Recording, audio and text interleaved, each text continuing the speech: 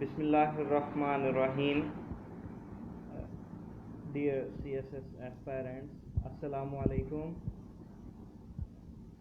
आप सब लोगों की दुआ से अल्लाह पाक ने मुझे CSS 2017 में कामयाबी दी और OMG ग्रुप में मेरी एलोकेशन हुई है अल्हम्दुलिल्लाह।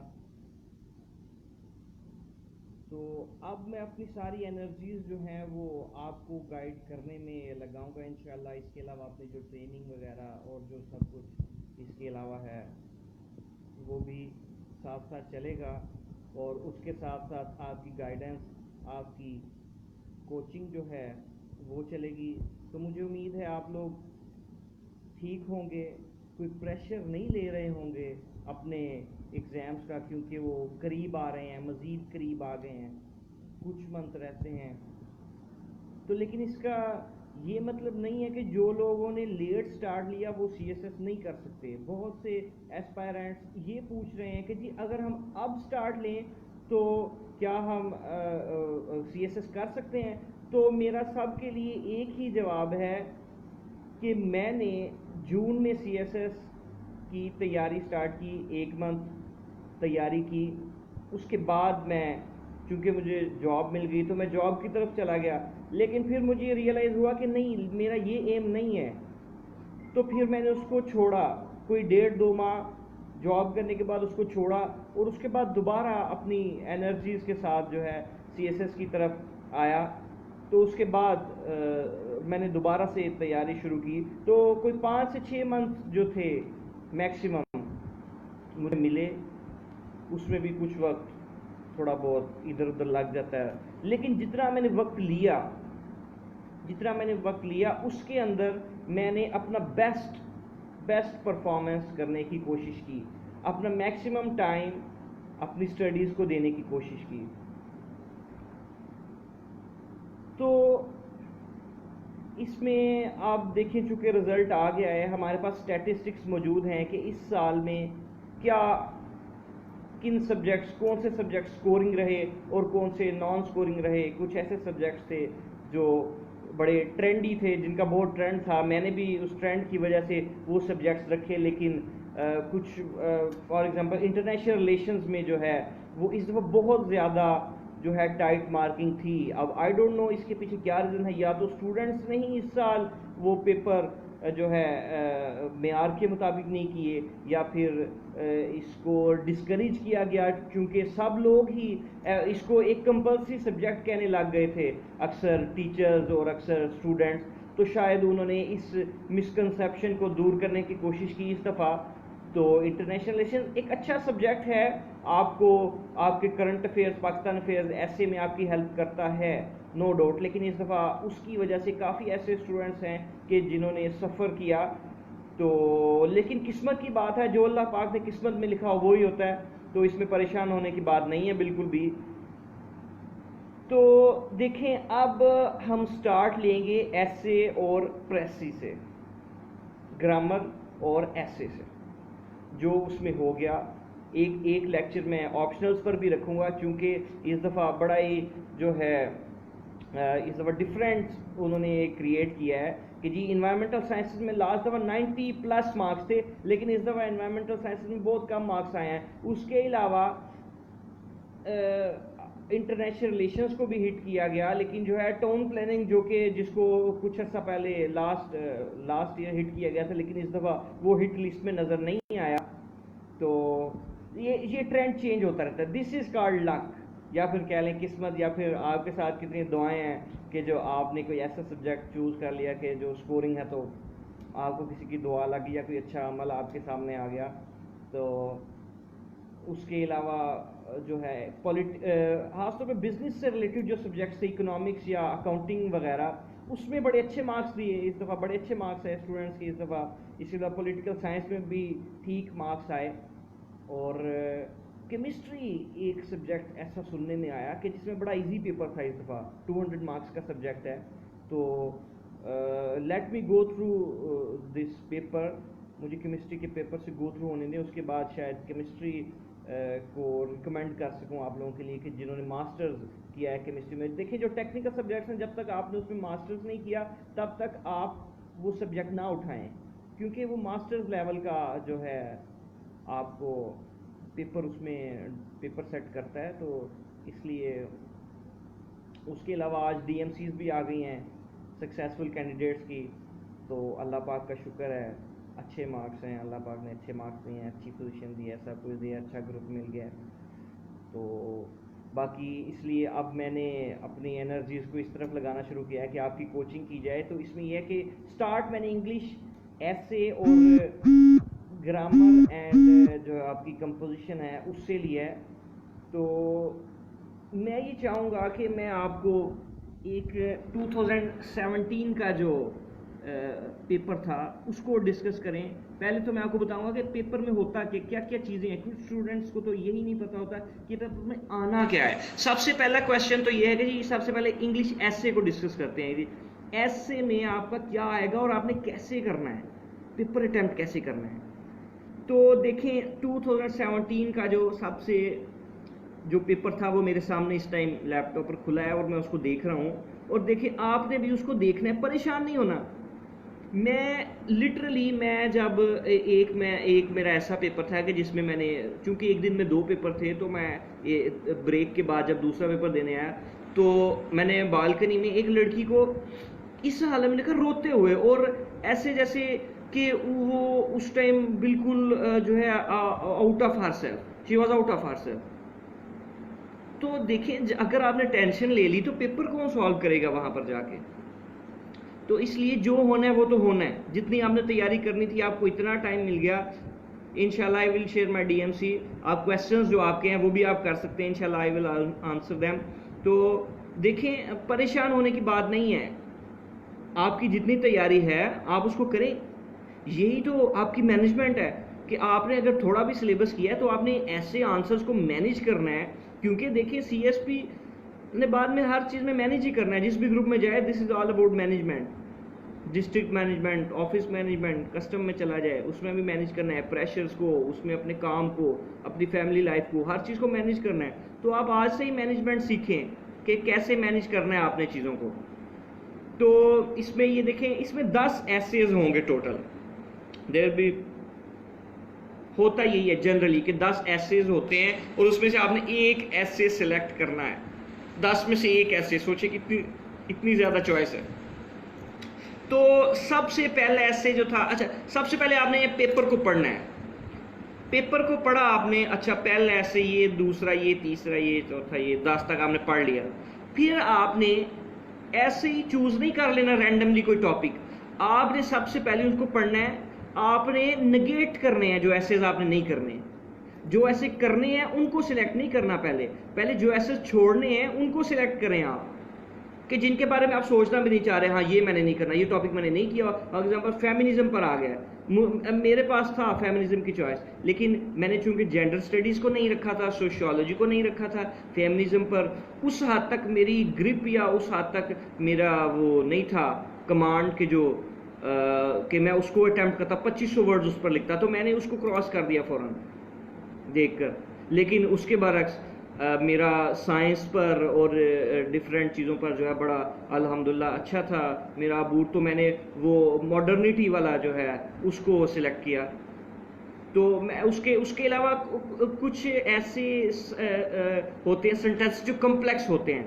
तो take your time to understand कि जी आप ने कौन सा टॉपिक करना है और इसमें कहता क्या है वो। देखें आपने this is just like a question, the topic of essay is just like a question. आपने उस क्वेश्चन को पढ़ना है और उसका आंसर करना है आपने। ये नहीं कि आप इररेलेवेंट चीज़ें, फर्ज करें वो पूछते हैं कि जी सोशियो इकोनॉमिक प्रॉब्लम्स जो पाकिस्तान में है उनका इलाज क्या है, फर्ज करें, तो आप आधे से ज़्यादा ऐसे सोशियो इकोनॉमिक प्रॉब्लम्स पर ही लिखा है, वही डिस्कस करें। हालांकि वो तो कहते हैं कि जी सोल्यूशंस डिस्कस करें इसके।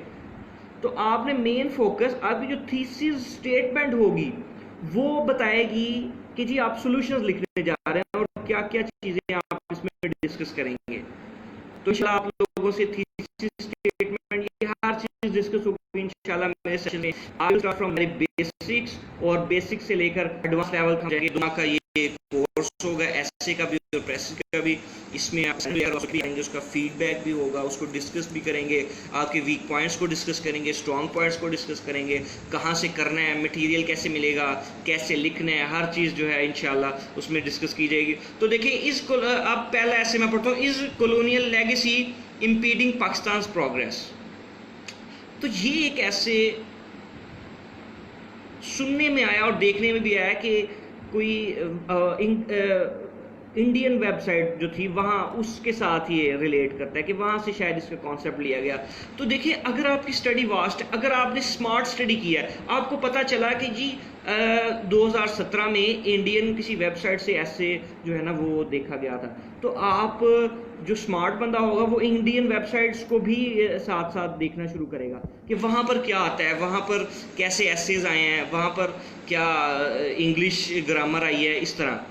तो अगर जिसके पास, क्योंकि पहले भी ये चीज़ नोट की गई है, तो जिसने इस तरह उसको तैयारी की होगी उसके लिए तो ये चीज़ें मुश्किल नहीं रहेंगी। देखिए, आपने स्मार्ट वर्क करना है। तो is colonial legacy impeding Pakistan progress, इसमें ये सवाल है, क्वेश्चन वो कर रहा है, तो आपने इस पर अपना स्टांस लेना है कि क्या वो इम्पीड कर रही है कि नहीं। अब जरूरी नहीं ये कि आप इसको निगेट कर दें या आप हाँ कहें, बिल्कुल भी। Take a balanced approach.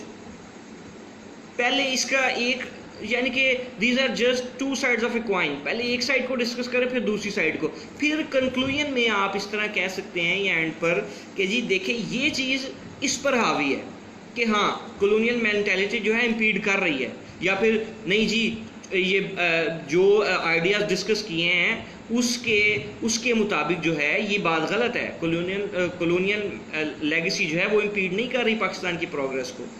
तो इस तरह आपने इस ऐसे को लेकर चलना है। उसके बाद Brexit means globalisation is the rhetoric of the privileged and capitalism will return ferociously as ever. तो ये बिल्कुल इंटरनेशनल रिलेशंस और करंट अफेयर्स से रिलेटेड था। अगर आपकी करंट अफेयर्स पर कमांड है, और मैं ये रिकमेंड करूँगा कि आप करंट अफेयर्स पर कमांड पूरी हासिल करें, क्योंकि करंट अफेयर्स सिर्फ करंट अफेयर्स में ही नहीं इस्तेमाल होना, उसने पाकिस्तान अफेयर्स में भी, उसने आपके एसए में भी, उसने आपकी इस्लामिक स्टडीज़ में भी बहुत ज़्यादा सपोर्ट करनी है आपको। तो इसलिए करंट अफेयर्स को स्ट्रॉन्ग रखें। आप कहते हैं कि जी एसए के लिए मटेरियल नहीं मिलता, तो करंट अफेयर्स ही तो आपका एसए का मटेरियल है। अब ये जो ब्रेक्जिट आ गया और ये कैपिटलिज्म आ गया, ये सब कुछ करंट अफेयर्स में ही तो है। इसमें जो कॉन्सेप्ट्स आपने लिखने हैं वो सब करंट अफेयर्स में हैं। और थर्ड टॉपिक था more and more military engagements by the United Nations, is the world moving towards peace. कि जैसे जैसे ज़्यादा मिलिट्री इंगेजमेंट्स जो हैं वो यूनाइटेड नेशंस कर रहा है, तो क्या इससे दुनिया में अमन व अमान कायम हुआ? तो ये भी एक करंट अफेयर से रिलेटेड टॉपिक था। तो इसमें आपने यूनाइटेड नेशंस को अगर पढ़ा है, यूनाइटेड नेशंस का चार्टर आपने पढ़ा है, उसके मुताबिक आप इसको डिस्कस कर सकते हैं। आप एग्जाम्पल्स दे सकते हैं। आपने कोल्ड वार अगर पढ़ी है, आपने करंट जो अभी जितने भी डिस्प्यूट्स चल रहे हैं अगर आपने वो पढ़े हैं, तो यू कैन राइट दिस ऐसे। But I did not choose to write any one of this. Why? Because क्योंकि सब लोगों ने यही सारे ऐसेज लिखने थे। I wanted to be different. CSS demands uniqueness, difference. You have to make some difference. अगर आपने कोई ऐसा ऐसे कर दिया जो कि कॉमन भी है, लेकिन आपके पॉइंट्स ऐसे वैलिड और ऐसे स्ट्रांग होने चाहिए कि जी वो एग्जामिनर अश कर उठे, वो कि ये इसने कहाँ से देख लिया। तो इसलिए रिसर्च को अपना हथियार बनाएं, बजाय इसके कि आप मुझे कहें या किसी दूसरे बंदे को कहेंगे जी अपने नोट्स दें। बजाय इसके कि आप किसी से नोट्स लें, आप रिसर्च करें और जो नए पॉइंट्स आपके टीचर आपको बताते हैं उनको लिखें, उनको नोट डाउन करें, उनको यूज़ करें। वो यूज़ करने के लिए हैं, उनको मज़ीद रिसर्च करें उन पर। तो मैंने क्या किया, फोर्थ वाला जो था modernity is an unending process, मैंने एक दफ़ा ये सारे पढ़े, मैंने दोबारा पढ़े, मैं कहूँ नहीं ये भी नहीं, ये भी नहीं, ये भी नहीं, ये भी नहीं। फिर इन द एंड जब मैंने मॉडर्निटी वाला पढ़ा, उसमें जब मैंने अनएंडिंग का वर्ड पढ़ा, तो मेरे ज़हन में आया ये तो क्रोनोलॉजिकल ऐसे है। तो मैंने कहा इसमें तो सिर्फ हिस्ट्री लिखनी है और प्रेजेंट लिखना है और फ्यूचर लिखना है, और उसमें मैं अपने दलाइल दूंगा अपने डिफरेंट सब्जेक्ट से, अपने लॉ से, अपने साइंस से, आर्टिफिशियल इंटेलिजेंस से, अपनी एस्ट्रोनॉमी से, अपना ये जो है कंप्यूटर से, अपने प्रोग्रामिंग से, अपने mechanical engineering, electrical engineering, environmental science का सब्जेक्ट था मेरा, वहाँ से मैंने जो है बड़ी मुझे हेल्प मिली। मैंने ये सारे पॉइंट्स डिस्कस किए कि पास्ट में क्या था, प्रेजेंट में क्या है, तो फ्यूचर में क्या होगा, तो ये सब मैंने डिस्कस किया। उसके बाद feminism is not really a third world issue. ये जिन्होंने जेंडर स्टडीज़ रखा या फेमिनिज्म पर जिनकी बहुत ज़्यादा कमांड थी, तो उनके लिए ये यूँ समझिए एक हलवा ऐसे था, तो लोगों ने किया और वो पास भी हुए हैं, अच्छे मार्क्स आए हैं उनके। और literature is a lonely planet for idealists. देखें, मैं ये रिकमेंड करूँगा कि अगर आप अपने आप को कोई शेक्सपियर या उसके लेवल का बंदा जब तक नहीं समझते, या अपने आप को बड़ा ही ये नहीं समझते कि आपकी इंग्लिश लिटरेचर पर कमांड है, तब तक आप इंग्लिश लिटरेचर के एसेज को कवर करने की या उसको लिखने की कोशिश ना करें। क्योंकि जो पेपर चेक कर रहा है, जो आपका एग्जामिनर, वो इंग्लिश लिटरेचर का मास्टर है, और आपको पता है कि इंग्लिश लिटरेचर एक ऐसी चीज़ है जिसमें आप किसी को खुश नहीं कर सकते। उसके पास अपने आइडियाज़ हैं, वो किसी और चीज़ को लाइक करता है, आप किसी और चीज़ को लिख रहे हैं। हो सकता है वो जिस चीज़ को डिसलाइक करता है आप उस चीज़ को लिख रहे हैं, या वो जिस ऑथर को डिसलाइक करते हैं, जिसके साथ उसका डिस्प्यूट है, आप उसको डिस्कस कर दें। तो अगर आप उसको डिस्कस करेंगे तो आपका इमेज तो नेगेटिव बन गया, वो होगा ये भी उसी के जो है ना ख़ानदान से या उसी के चमचा है, तो जो है वो डिसलाइक करेगा आपके ऐसे को, और मे भी आपको मार्क्स ही ना दे, वो फेल कर दे आपको। तो इसलिए, और वैसे भी जब वो लिटरेचर का बंदा है, चूंकि वो खुद वो कहेगा आ जा भाई तू लिटरेचर का बनता है, आ जाओ ज़रा तुम्हें देखते हैं। तो इसलिए लिटरेचर वाले को सिर्फ उसने हाथ डालना है कि जो लिटरेचर का मास्टर है, जो कि समझता है कि हाँ मैं इसको बड़ा परफेक्ट कर सकता हूँ। उसके बाद लेकिन एक चीज़ है, लिटरेचर का बड़ा यूनिक ऐसे होगा अगर आप लिटरेचर का ऐसे करेंगे। उसके बाद being a minority is a fate no one wants, can nationalism be really inclusive. तो इसमें आपने नेशनलिज्म को और मिनॉरिटीज़ को डिस्कस करना है। आप इसमें अपनी कंट्री की एग्जांपल दे सकते हैं, आप इसमें दूसरे कंट्रीज़ की एग्जांपल दे सकते हैं, आप इसमें डिफरेंट थियरीज़ लगा सकते हैं, ठीक है। तो इस हिसाब से जो है, चूँकि उस टाइम पर मेरे जहन में इसके वाकई उस टाइम पर मेरे जहन में इसके मुताबिक जो है मटेरियल नहीं आ रहा था, तो मैंने कहा कि नहीं इसके मुताबिक मटेरियल नहीं है मेरे पास, तो मैंने इसको क्रॉस कर दिया। और आगे ideologies thrive on the notion of resistance yet change the simulation. देखें, चेंज के बारे में दो ऐसे उसने दी, एक मॉडर्निटी और एक इसमें भी येट चेंज द सिमुलेशन। तो जो है ज़रूरी नहीं है कि जो चीज़ आपने पढ़ी है उसी में से ही आए, बल्कि ये हमेशा एक डिफरेंट टॉपिक आएगा, और जो चीज़ आपने पढ़ी है आपने उनको एक्सट्रैक्ट करके अपने सारे सब्जेक्ट्स में से एक्सट्रैक्ट करके अपने ऐसे में फिट करना है। इसकी आप प्रैक्टिस करेंगे तो आप कामयाब होंगे। अपने एसेज लिखें and get them evaluated. Okay, तो are modern wars not holy wars, ये भी एक उसकी फॉर्म में, क्वेश्चन की फॉर्म में उसने ऐसे दे दिया, तो इसमें भी आपने स्टांस लेना है कि जी हाँ या ना। अब एक ऐसे मुझे याद आ रहा है 2016 में था, gender equality is a myth, उसके आगे उसने एक्सक्लेमेशन मार्क जिसको कहते हैं वो लगा रखा था। तो कुछ स्टूडेंट्स ने उसमें मेल को और फीमेल्स को डिस्कस किया, यानी कि मैन और वुमेन, लेकिन वो थर्ड जेंडर को भूल गए। तो जेंडर एक जनरल वर्ड है, उसने ये नहीं कहा कि सिर्फ दो जेंडर या वुमेन के बारे में बात करें या मैन के बारे में बात करें। तो आपने अपने जो माइंड है, अपना जो ज़हन है, उसको ब्रॉड रखना है, उसको खुला रखना है कि जी चीज़ें आती जाएं आपके ज़हन में, और आपने उसको पहले रफ में लिख लेना है। आउटलाइन बनाना बहुत ज़रूरी है, आउटलाइन उसको बनाएं। अगर आप आउटलाइन बनाएंगे, एक तो ये है कि आपका सिस्टमेटिकली और बड़े ही जो फ्लो के साथ ऐसे चलेगा, और दूसरी चीज़ आपको सोचना नहीं पड़ेगा, आप पीछे उसको देखेंगे, हाँ अच्छा ये आउटलाइन का ये पॉइंट था, उस पॉइंट को डिस्कस करेंगे, फिर देखेंगे अच्छा ये पॉइंट था, फिर उस पॉइंट को डिस्कस करेंगे। तो इस तरह आपका ना एक फ्लो बनता रहेगा। उसके बाद लाइफ विदाउट चार्जेस, यहाँ शायद कुछ गलत लिखा हुआ है, मोर ओवर ये यहाँ पर जहाँ से मैंने इसको जो है ना इसको ओपन किया, शायद उस पर ये वर्ड्स ठीक नहीं लिखे हुए। तो बाकी ये सब जो एसेज हैं इनको मैंने आपको बता दी, इन सबको आपने पढ़ना है और इस पर क्रॉस लगाते जाना है जो जो आपने नहीं करना।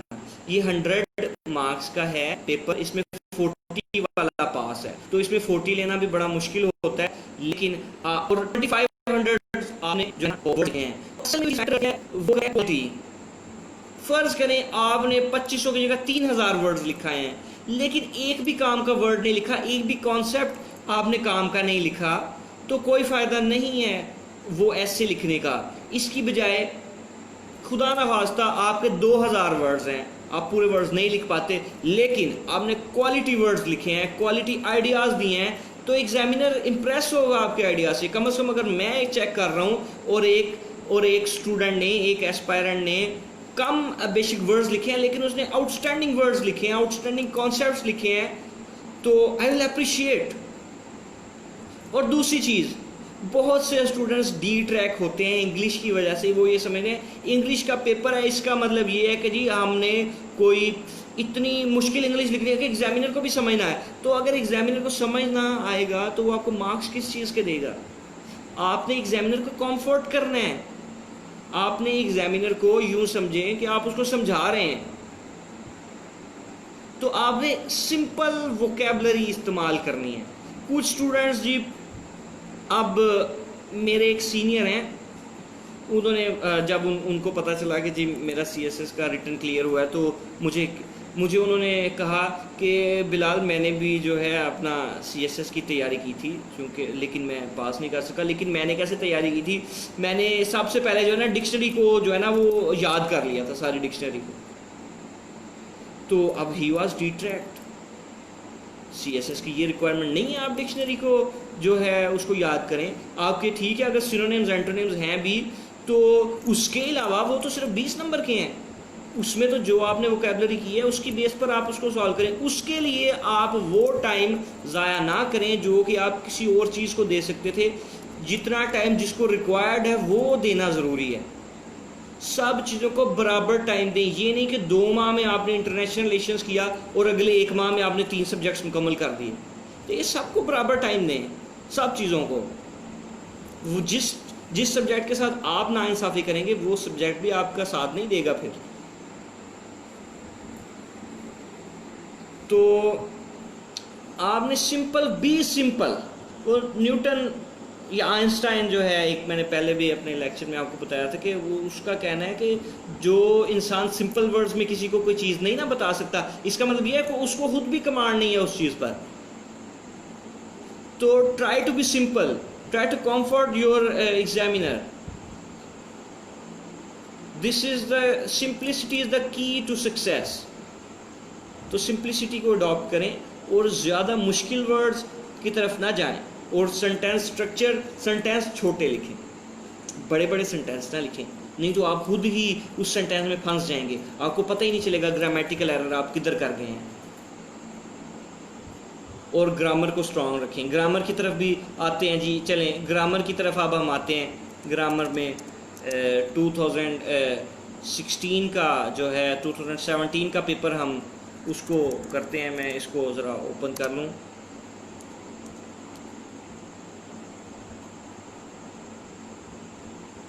चलें जी, प्रेसिज एंड कंपोजिशन।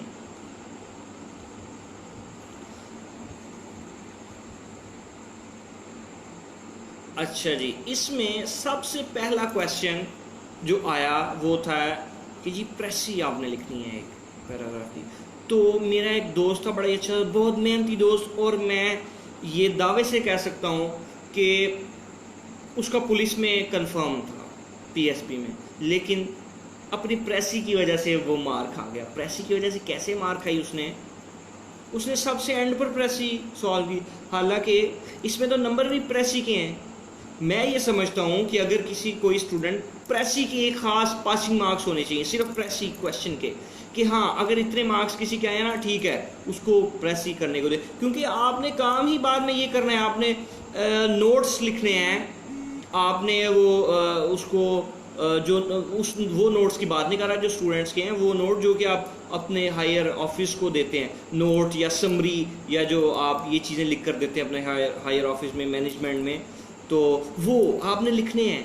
तो अगर आप चीज़ को ऐसे बयान करेंगे, एक कहानी लिख देंगे, आपके ऑफिसर्स कहेंगे ये क्या है। तो आपको एक कंप्रिहेंसिव वे में और एक कंसाइज वे में लिखना आना चाहिए। तो उसमें ये था कि उसने सबसे एंड पर इसको सॉल्व किया। अब प्रेसी एक ऐसा क्वेश्चन है कि जिसको सॉल्व करते प्रेशर आता है बंदे पर, प्रेशराइज होता है, लेकिन you have to cope with this pressure. Live lecture किसी जगह पर शायद इंटरप्ट हो गया है, तो कोई बात नहीं, ये लेक्चर सेव रहेगा मेरे इस पेज पर, तो इंशाल्लाह आप कभी भी कहीं भी इसको देख सकते हैं। तो देखें ये आपने प्रेसी के क्वेश्चन और ना सबसे पहले करना है, क्योंकि अगर आपकी प्रेसी में थोड़ा सा कोई मसला है तो उस पर पहले ही बैड इमेज पड़ जाएगा। तो आपने पहले तो डिस्कस करते हैं इसमें क्या क्वेश्चन है। सबसे पहले तो आपको ऑब्जेक्टिव मिलेगा ना, उसके बाद क्वेश्चन नंबर 2 है जी प्रेसी, उसके बाद है जी कंप्रीहेंशन। मैं समझता हूँ कि ये एक बड़ा मज़ेदार क्वेश्चन होता है कि जो आपको बड़े नंबर दे सकता है, काफ़ी नंबर दे सकता है। तो इसको आपने जो है कंप्रीहेंशन को बड़े आराम से डील करना है। उसके बाद correct only 5 of the following. इसमें ये था कि जी in the accident one of my arms was broken and my legs bruised. तो ये है जी ग्रामर, ये ग्रामर का क्वेश्चन है। तो आपने ग्रामर सिर्फ इस क्वेश्चन के लिए नहीं करनी, आप ग्रामर अपने ऐसे के लिए और अपने हर जो भी टॉपिक जो भी आप सब्जेक्ट में लिख रहे हैं उसके लिए आपने ग्रामर करनी है। आप इंटरनेशनल रिलेशन में गलत सेंटेंसेस लिखाए हैं, मैं ये समझता हूँ गलत करना चाहिए उस चीज़ को, क्योंकि you are going to be a CSP, उसमें भी आपकी ग्रामर को देखना चाहिए, आपके सेंटेंस स्ट्रक्चर को देखना चाहिए, सिर्फ इंग्लिश में नहीं, हर चीज़ में। तो नो डाउट पेपर भी ऐसे ही चेक होते हैं, इस एम ही नहीं मतलब कि 9,000 10,000 कैंडिडेट्स में से सिर्फ 312 ने क्वालिफाई किया। कहीं ना कहीं खामियां थी, कहीं ना कहीं आपका कुछ था, उसको देखें, अपनी वीकनेसेस को देखें। ये जी ग्रामर आ गई, इस केस को करेक्ट करना था। उसके बाद प्रेपोजिशन का एक 5 नंबर का क्वेश्चन था। क्वेश्चन नंबर 4 का पार्ट ए है जी कि आपने करेक्शन करनी है ग्रामर की, और पार्ट बी इसका है कि जी आपने प्रेपोजिशन लगानी है। उसके बाद अच्छा, इसमें चॉइस होती है हर क्वेश्चन में, दो तीन जो है ना इनकी, फॉर एग्जांपल प्रेपोजिशंस हैं वो 8 हैं, तो आपने उसमें से 5 करनी है। तो उसके बाद एनालॉजी, ये एक बड़ा थोड़ा सा जो है ना टेक्निकल सा इसको कहीं या बड़ा गंदा सा एक क्वेश्चन होता है, लेकिन ये आपको प्रैक्टिस से आएगा। आप इस तरह करें कि जब आप फारिग होते हैं, फारिग वक्त में आप क्या इधर उधर के गंद बला काम करते हैं, तो फारिग वक्त में ऐसा नहीं हो सकता कि आप इंटरनेट खोलें फेसबुक खोलने की बजाय 5 मिनट के लिए कोई एनालॉजी का क्वेश्चन सॉल्व कर लें। तो अगर आप महीने में, मैं समझता हूँ कि 5 दफ़ा भी ऐसा करेंगे, तो अगर आप 6 महीने में कर रहे हैं तो 30 दफ़ा आपकी प्रैक्टिस होगी, तो हो सकता है उसी में से ही कोई आ जाए। वो ट्राई करें इंडियन वेबसाइट्स को जो है ना, वो ट्राई करें, वहाँ से जो है वहाँ से इसको इंग्लिश को करें। इंग्लिश की बुक्स बहुत ज़्यादा मार्केट में, लेकिन मैं ये समझता हूँ, मैंने जो कि चीज़ एनालाइज की थी अपनी तैयारी के दौरान भी, मैंने बुक्स को जो है ना वो फॉलो नहीं किया था। अक्सर बुक्स को मैंने अपने नोट्स बनाए थे, कंपाइल किए थे, कोई किसी वेबसाइट से, कोई किसी वेबसाइट से, कोई किसी बुक से। तो आप कहते हैं ना कि जी ये बुक रैन एंड मार्टिन जो भी है उसका नाम, मैंने तो उसको यकीन करें उसका पहला पेज भी खोल कर नहीं देखा, बिकॉज आई नो कि यार अगर पूरी अवाम रैन एंड मार्टिन पढ़ रही है तो क्या वो FPSC वाले वो पागल हैं उसमें से पेपर देंगे? They want to test our abilities, उन्होंने हमारी एबिलिटीज को देखना है। तो उन्होंने रैन एंड मार्टिन को नहीं देखना कि ये जी बड़ी अच्छी बुक है, हम इसमें से आपको पेपर बना कर देंगे। नहीं, बिल्कुल भी ऐसा नहीं है। They want to surprise you, they want to give you surprise. और आपने अपने आप को इतना डिटर्मिन्ड और इतना रखना है स्ट्रॉन्ग कि आप उनके सरप्राइज को ये कि आओ जी सरप्राइज दो, ये मैं सीना तान के खड़ा हूँ, इस तरह आपने उसको लेकर जाना। और आपने ये सोचना है कि जी ये तो मुकाबले का इम्तिहान है, आओ मेरे साथ मुकाबला करो। जितने पाकिस्तान के स्टूडेंट्स आप मुकाबला करना चाहते हो, करो मुकाबला मेरे साथ। तो ये जो एनालॉजी है इसको आपने प्रैक्टिस करनी है इसकी। उसके अलावा पंचुएशन, पंचुएशन देखें, ये बड़ा इजी सा हमेशा से आता है इसका एक पैराग्राफ।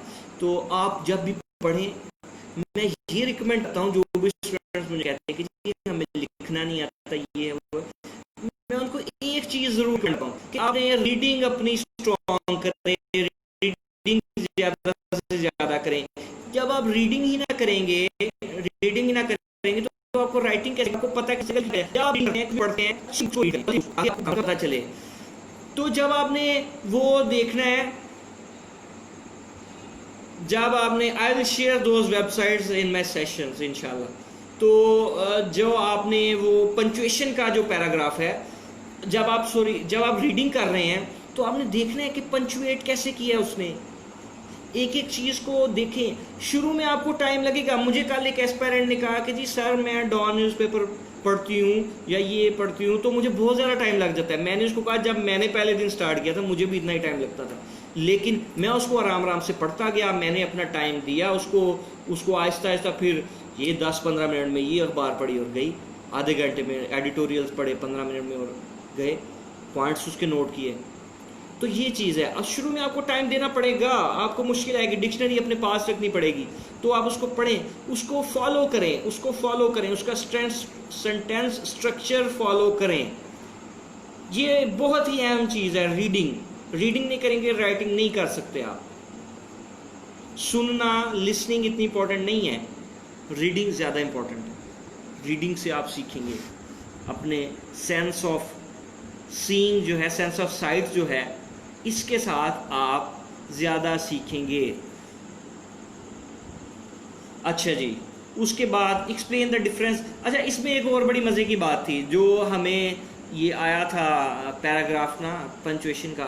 तो मेरी अक्सर आदत है, जब भी मैं कोई चीज़ पढ़ता हूँ, कोई न्यू या कोई डिफरेंट किस्म की, मैं उसको एंजॉय करता हूँ। तो जब मैंने ये क्वेकर वाला जो है ना हमें पैराग्राफ आया हुआ था, तो जब मैं ये था कॉमेडी टाइप, तो जब मैंने इसको पढ़ा, यकीन करें मैं थका हुआ था उस पेपर में, ज़ाहिर पहले ऐसे का पेपर दिया था, तो मैं इसको पढ़ के फ्रेश हो गया।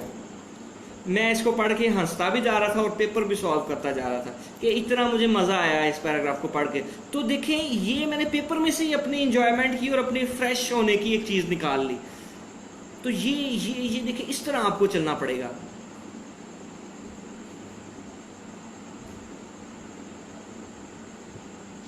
कॉलन सेमी कॉलन के बारे में आप परेशान रहती हैं, तो इंशाल्लाह हम हर चीज़ को डिस्कस किया करेंगे।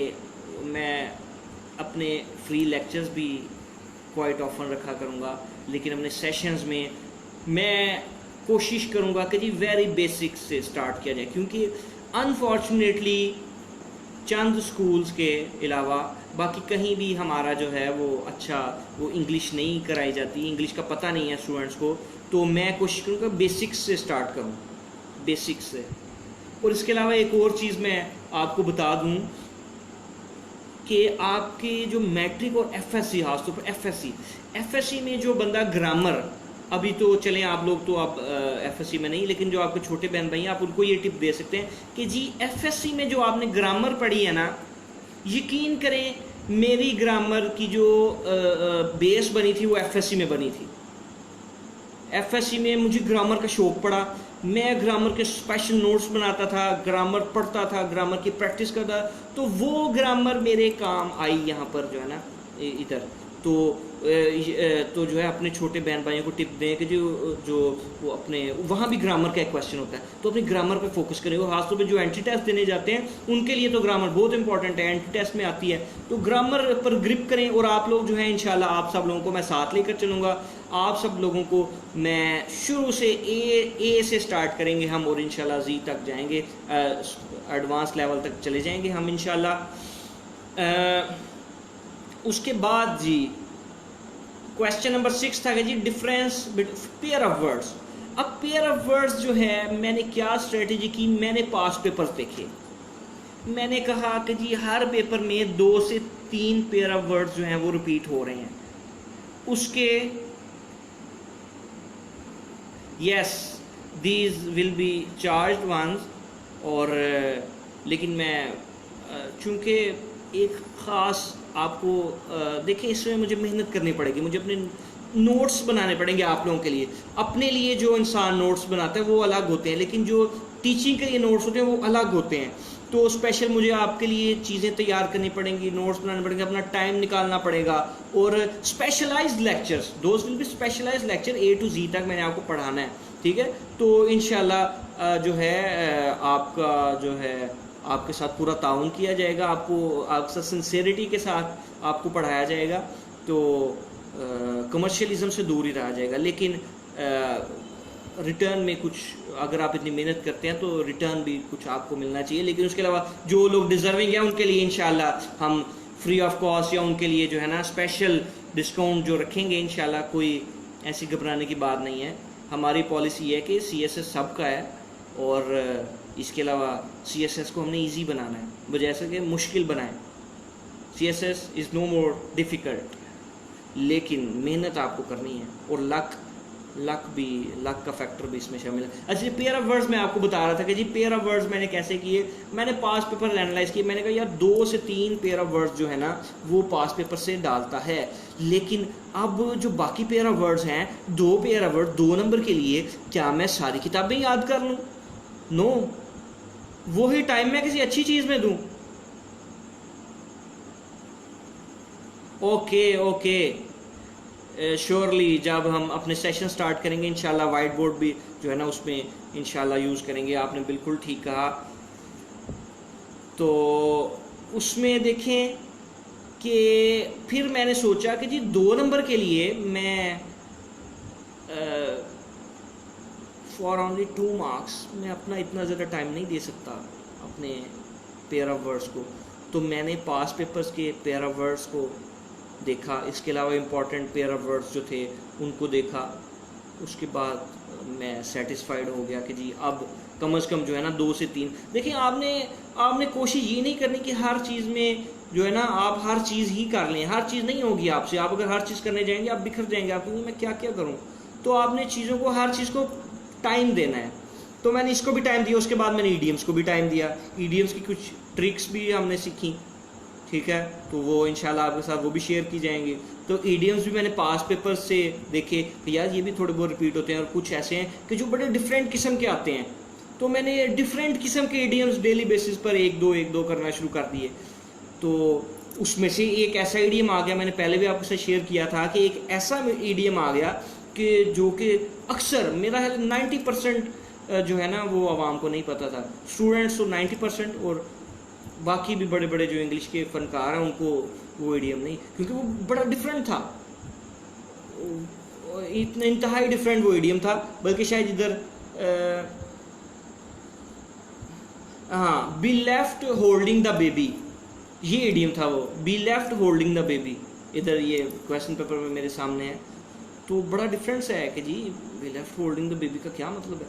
तो इसका मतलब ये था कि जब मुश्किल आ जाती है ना, जब मुश्किल आ जाए तो कोई आपका पार्टनर या जो भी बंदा है, फॉर एग्जांपल बिजनेस में आपका कोई पार्टनर है, तो वो आपको जब लॉस होने लगा तो वो आपको छोड़ गया और खुद भाग गया, अपना हिस्सा निकाल के उसमें से खुद भाग गया, यानी कि वो आपको मुश्किल आपके सर पर डाल गया। तो इसमें जो है आपको टाइम देना पड़ेगा और डिफरेंट ईडियम्स करने पड़ेंगे आपको। फॉर एग्जांपल आप देखें बेबी, अब आप बेबी से जितने ईडियम्स बनते हैं उनको पढ़ें। उसके अलावा hold out a carrot, that was really different, hold out the carrot, hold out a carrot. तो अब इस तरह मैं यही रिकमेंड करता हूँ कि यार आप टाई वाले ईडियम करो, आप कैरेट वाले ईडियम करो, आप बेबी वाले ईडियम करो, मून वाले ईडियम करो। ओवर द मून आ गया, देखिए उसमें वो कंक्रीट चीजें इस्तेमाल कर रहे हैं, moon, carrot, baby, cap in hand, concrete चीजें, बेल, ठीक है। तो इस तरह की चीजें यूज कर रहे हैं, तो आप उसके माइंड को पढ़ें। और उसके बाद जी लास्ट क्वेश्चन ये था कि आपने उर्दू टू इंग्लिश ट्रांसलेशन करनी है, और ये बहुत इंपॉर्टेंट है मेरी नज़र में। प्रेसी के बाद ये इंपॉर्टेंट क्वेश्चन है कि मैं वहाँ से जज कर सकूँ कि जो कैंडिडेट है उसकी इंग्लिश की एबिलिटी कितनी है। तो मैंने जो स्टूडेंट ने गलती की, स्टूडेंट्स जो गलती करते थे, या तो वो प्रेसी को सबसे पहले कर लेते हैं या सबसे एंड पर। नो, आपने इस तरह का सवाल सबसे पहले करना है। अगर आपकी ग्रामर स्ट्रांग है तो आप ग्रामर वाला सवाल सबसे पहले करें। ताकि जब आपने 5 के 5 वो ठीक किए हैं वो इम्प्रेस हो एग्जामिनर हो के yes he is good at English, he is at home in English, मतलब बड़ा माहिर है वो। तो उसके बाद आप प्रेपोजिशन कर लें बेशक, या तो आप 20 से 25 मार्क्स, 15 से 25 मार्क्स जो है वो ऐसे शुरू में सॉल्व करें कि जो आपके पेट, जो आपको पता है ये मेरे मार्क्स आने हैं, हिट द बुल्स आई, तो आपको पता है मार्क्स, वो आप क्वेश्चन सॉल्व उसके बाद कॉम्प्रिहेंशन पर, क्योंकि ये एक इजी क्वेश्चन है, this is not that difficult. उसके बाद कॉम्प्रिहेंशन करने के बाद आपने करना है जी, इसमें से अभी आपने सारे सवाल नहीं किए, नीचे जो है जो आपके ग्रामर के हैं, इसमें से आपने कुछ सवाल किए जो आपको आते थे। फॉर एग्जांपल एनालॉजी आपको नहीं आती, ये तुक्का है अक्सर, तो आप इसको छोड़ दें एंड पर करने के लिए। तो आपने जनाब कंप्रीहेंशन के बाद फौरन प्रेसी पर आ गए, क्योंकि अभी टाइम काफ़ी पड़ा है, अभी 1.5 घंटा पड़ा है या 2 घंटे, अभी 2 घंटे कम से कम पड़े हैं अभी, ठीक है, 1.5-2 घंटा पड़ा है। तो आप प्रेसी पर आ गए, उसको रफ वर्क में सॉल्व किया, उसके काउंटिंग की। अब एक मेरा दोस्त ऐसा था कि उसने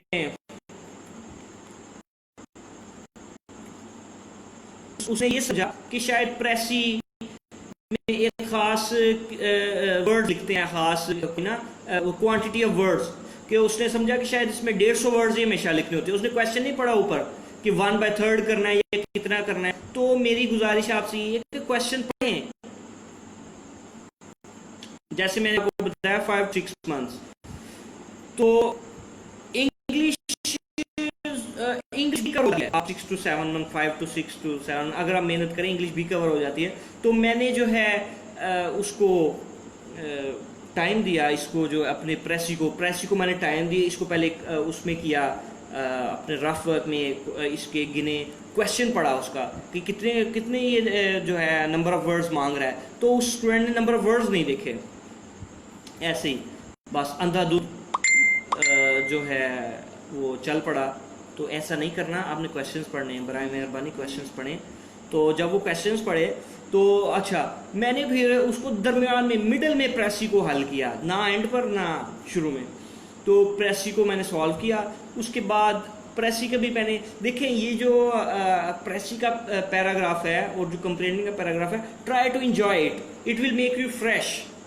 तो इसको अपने आप को फ्रेश करने के लिए इस्तेमाल करें, बजाय इसके कि आप प्रेशर लें, यार इसकी प्रेसी करनी है, सॉरी इसका कंप्रीहेंशन करना है, प्रेशर ना लें इसका, इसको एंजॉय करें। अच्छा, उसके बाद फिर मैं आ गया जी ट्रांसलेशन पर। ट्रांसलेशन के लिए ज़रूरी नहीं कि आप वर्ड टू वर्ड ट्रांसलेशन करें, मुहावरतन एक वर्ड है, मुहावरतन ट्रांसलेशन आपने करनी है उसकी, यानी कि उसकी सेंस वाज़िया हो, उसको पता चले कि जी हाँ ये इसको इस तरह लिखने की कोशिश की, एक्सप्रेशन अपना प्यारा रखिए, खूबसूरत। एक्सप्रेशन कब खूबसूरत होगा कि जब आपने रीडिंग अच्छे सोर्सेज से की होगी, जब आप फॉरेन ऑथर्स की बुक्स पढ़ें, जब आप अच्छी वेबसाइट्स को कंसल्ट करें। एक वक्त ऐसा आया कि मैंने डॉन न्यूज़पेपर से एडिटोरियल्स पढ़ना छोड़ दिए, क्योंकि मैं एक स्टेप ऊपर चला गया। एक स्टेप ऊपर क्या था, मैंने फॉरेन वेबसाइट्स और फॉरेन जर्नल्स पढ़ना शुरू कर दिए, खासतौर पे इंटरनेशनल इश्यूज़ के लिए, क्योंकि वहाँ पर मुझे ज़्यादा वैलिड पॉइंट्स और ज़्यादा जो है ना वो ऐसे पॉइंट्स मिलेंगे जो सोल्यूशंस थे। असल में सियासत में आपने चीज़ों के सोल्यूशन लिखने हैं, प्रॉब्लम नहीं लिखनी है आपने प्रॉब्लम का सोल्यूशन देना है अक्सर। तो वहाँ मुझे सोल्यूशन मिलते थे चीज़ों के, तो मैंने वो पढ़ना शुरू किए फिर।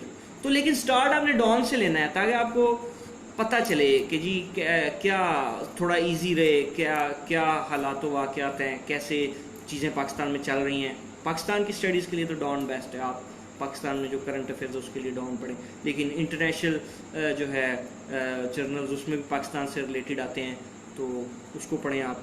मुझे अभी तक याद है, मैंने जो है द डिप्लोमेट था मेरा ख्याल है, तो उसमें मंथ में आप 5 आर्टिकल्स पढ़ सकते हैं, वो फ्री। मैं अक्सर उसमें फ्री पढ़ा करता था, तो उसमें मैंने 5 आर्टिकल्स मैंने चुन लेने कि मुझे इस टॉपिक पर चाहिए इन्फॉर्मेशन। 5 आर्टिकल्स मैं चुन लेता था उस मंथ में उसके 5 आर्टिकल्स मैं पढ़ता था, उसके नोट्स बनाता। तो इस तरह, और थोड़े से किसी दूसरे मैगज़ीन से ले लिए, कुछ किसी मैगज़ीन से ले लिए। और एक चीज़ मैं आपको बताना चाहूँगा यहाँ पर, चाइनीज़ पर्सपेक्टिव को पढ़ें, चाइनीज़ वेबसाइट्स को पढ़ें, क्योंकि पाकिस्तान के चाइना के साथ बहुत क्लोज रिलेशनशिप्स हैं, और पाकिस्तान और चाइना की बात अक्सर जो है ना वो एक ही होती है, यूँ समझे भाई हैं ये, तो इनकी एक ही बात। तो चाइना के पर्सपेक्टिव को पढ़ें, ये आपको बहुत काम आएगा ये पर्सपेक्टिव, ये इंटरनेशनली भी और नेशनली भी, कि चाइना क्या सोचता है नेशनल इश्यूज़ के बारे में, इंटरनेशनल इश्यूज़ के बारे में और पाकिस्तान के बारे में। तो वो चीज़ें पढ़ें, और जो अपने इंग्लिश को जो है वो स्ट्रॉन्ग रखें। इंग्लिश अगर नहीं आती तो इंग्लिश को स्ट्रॉन्ग करें, लेकिन प्रेशर मत लें। इसके अलावा जो है बेसिक्स से स्टार्ट करें। अगर आपको इंग्लिश का एक वर्ड भी नहीं आता, कोई मसला नहीं। देखिए, सीखने से ही चीज़ें आती हैं ना। जब आप छोटे थे, क्या आपको कोई लैंग्वेज आती थी? कोई नहीं आती थी, आपने सीखी लैंग्वेजेस। तो ये बस फोकस, जो बच्चा, छोटा बच्चा होता है ना, उसको सीखने के अलावा कोई काम नहीं होता। और मतलब वो हर वक्त, क्योंकि उसके बाद आपने तो देखिए फेसबुक भी इस्तेमाल करनी है, आपने अंदर बाहर जाना है, आपने घर के काम करने हैं, ये वो, आपको बहुत काम है। लेकिन बच्चा जो है उसके पास सिर्फ एक काम है, सीखूं मैं, क्योंकि उसने और कुछ नहीं करना, तो उसका सारे कंसंट्रेशन वो उस अपने सीखने की तरफ लगती है। तो इसलिए आप भी जितना अर्सा CSS की प्रिपरेशन करें, नो डाउट लाइफ को एंजॉय करें, लेकिन अपना फोकस जो है वो अपने स्टडीज़ की तरफ करें। स्टडी आवर्स डेली, तो vary from person to person. मैं ये रिकमेंड करता हूँ कि आप जितना मैक्सिमम टाइम दे सकते हैं ना, उतना टाइम दें आप। मैं आपको यही सजेस्ट करूँगा। तो इसके साथ ही जो है, जो मैंने जनरल से आपने बातें करनी थी वो इख्तिताम पजीर होती हैं। अब आप क्वेश्चंस कोई करना चाहते हैं तो आप क्वेश्चंस ज़रूर करें। तो कितना टाइम यानी कि इसमें लगेगा, तो ये देखें टाइम जो है 5 to 6 months जो है, आप इतने जो है ड्यूरेशन में तैयारी करके आप अपीयर हो सकते हैं। वाइट बोर्ड भी इंशाल्लाह रखेंगे।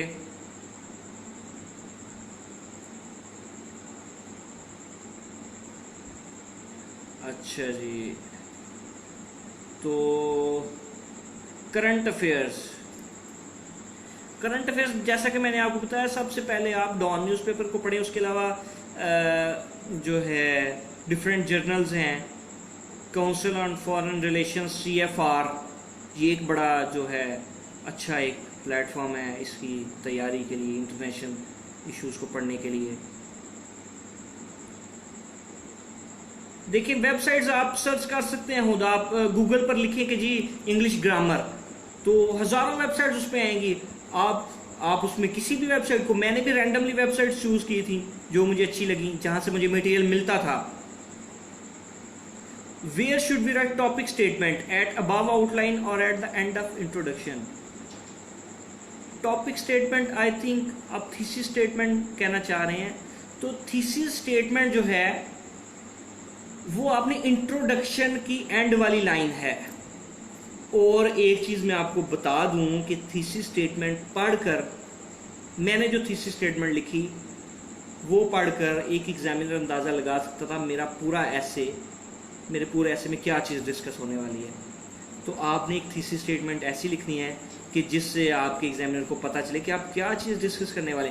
कभी भी वो इधर यानी कि ना ऐसे आवारागर्दी ना करे आपके उसमें ऐसे में, बल्कि वो एक यूँ समझे कि सीधे कितार में चले, सीधे रास्ते पर वो चले आपके ऐसे में, कि उसको कोई परेशानी ना, इधर उधर वो परेशान ना हो कि जी क्या है, ये क्या हो रहा है।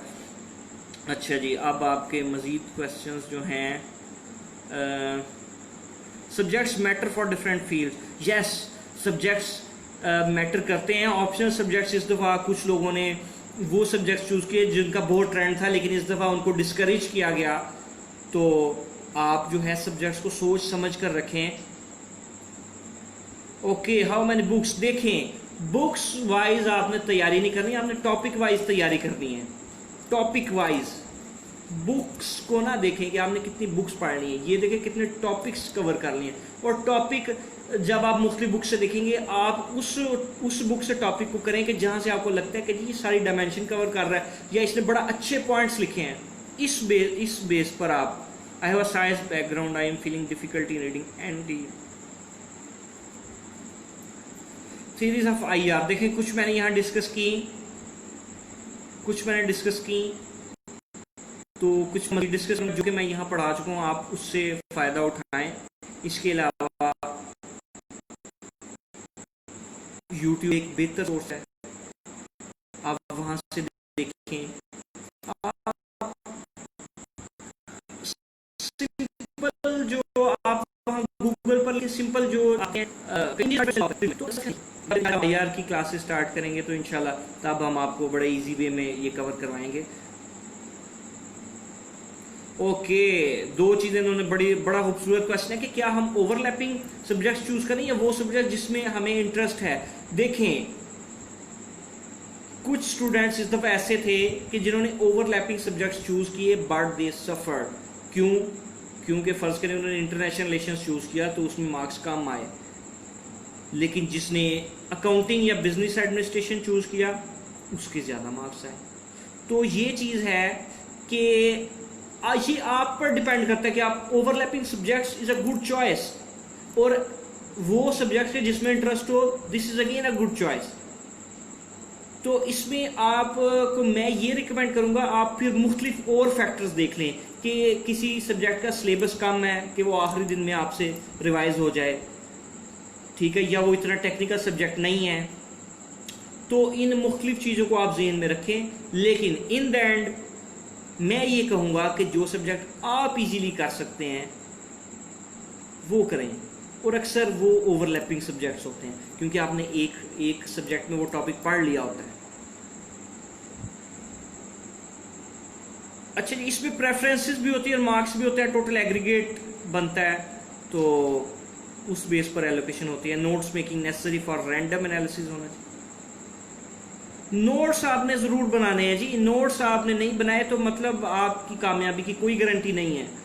नोट्स अपने खुद बनाएं अगर कामयाबी की गारंटी चाहिए, और डिटेल्ड नोट्स बनाएं। मैंने पहले भी डिस्कस किया था, मैंने एक दफ़ा डिटेल्ड नोट्स बनाए, तो जब मैंने डेट शीट देखी तो मैं तो परेशान हो गया कि जी एक दिन में 2 पेपर। फिर मैंने उनको कंडेंस किया, तो नोट्स अपने बनाए, पहले उसको डिटेल में बनाए, उसके बाद शॉर्ट करके बनाए बेशक।